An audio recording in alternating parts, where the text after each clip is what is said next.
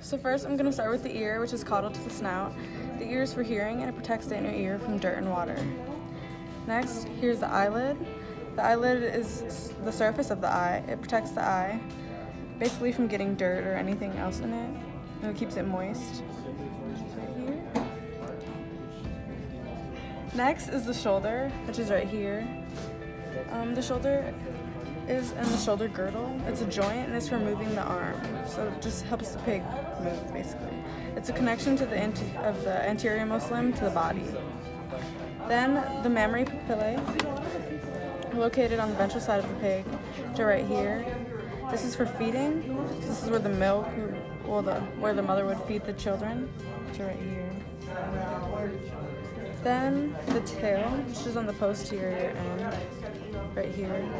Here's the tail. It doesn't really have much of a function in the pig. And then, I guess they do use it to express emotion like every other animal. And then here's the anus.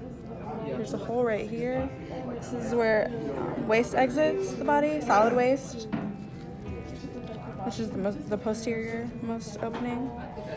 And then here's the umbilical cord, which is the center of the stomach.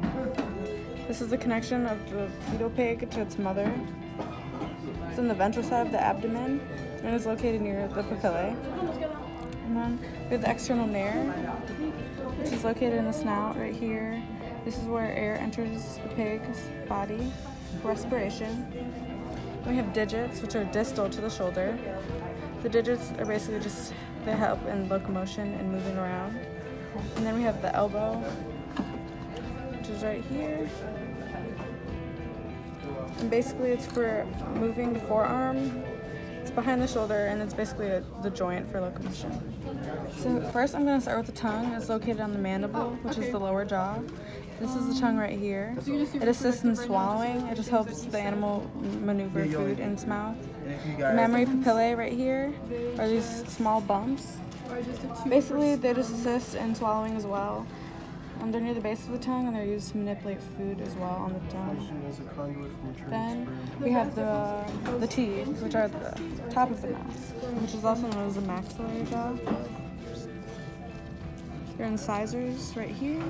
And they're basically used for crushing, chewing, gnawing. And then at the roof of the mouth, we have the hard palate, which is right here. It's just a rigid structure. And then if you continue down, a continuation of the hard palate is a soft palate. You can see right there. It's basically just a separation for the oral and nasal cavities above, and allows simultaneous eating and breathing. Okay, so the first organ of the digestive system is the stomach. It is used for mechanical digestion. It's located right here. It's pretty cool. The liver is posterior to the left lobe of the liver, to be exact. The liver is on top of it, right here. It produces bile and is the largest organ in the abdominal region. And then if you move up here, you can see the esophagus, which is the tube that transports food to the stomach. It's posterior to the lungs.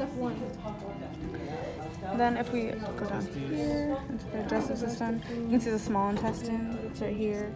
It just basically absorbs nutrients. The first part of the small intestine is the duodenum. It's located right over here. You can see where it begins. And then the mesentery is basically the tissue that holds everything together. So you can see the mesentery is right here. Function as a conduit for maturing sperm, and it's also See all the tissue, just of the abdominal region especially. And then the adrenal glands, which are located near the kidneys, right here. You can just see that it's just a gland basically that produces hormones that control the blood sugar and stuff, helps in digestion. Then the cecum is the finger-like projection right here. It's a blind-ended pocket of the intestine. It's basically a junction of the small intestine and the colon. And then we have the pancreas. Pancreas is located, you would have to move the liver. It's kind of in there. See this, you can see the different texture. This is the pancreas right here. It is embedded in the mesenteries and it produces digestive enzymes and hormones. Okay, so first the pericardium is the tissue that's surrounding the heart. It's just basically the sac. You can see it right here. It's kind of ripped off. Right here. The heart is just this major organ of the cardiovascular system. It's a muscular pumping organ that circulates blood in the central thoracic region. The pulmonary artery is right here, is the ventral surface, and is most visible. It channels blood from the right ventricle, which is right here. So it just goes up. And then we have the aorta, which is at the top. So here's the aorta, this right side. The aorta is basically used for muscular pumping. It's a muscular pumping chamber superior to the atrium. The brachiocephalic artery is on this side. It is also for basically blood regulation. The right atrium is cranial to the ventricles. So the right atrium is right here. Basically, it's used to receive blood from the body and the lungs. Okay, so the first organ of the respiratory system and the main organ is the lungs, which are located right here. They're cranial to the liver, and they're used for respiration. Underneath the lungs is the diaphragm right here. As you can see, it's basically just a muscular tissue. It allows the thoracic cavity to expand and contract.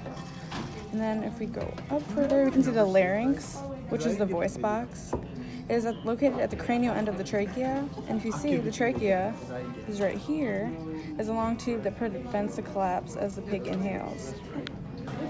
Okay, so now we're moving on to the excretory system. The excretory system, one of the main organs is the rectum, which is located right here. Basically, it's the final site of water reabsorption and feces production. It's dorsal to the urinary bladder, which is another organ.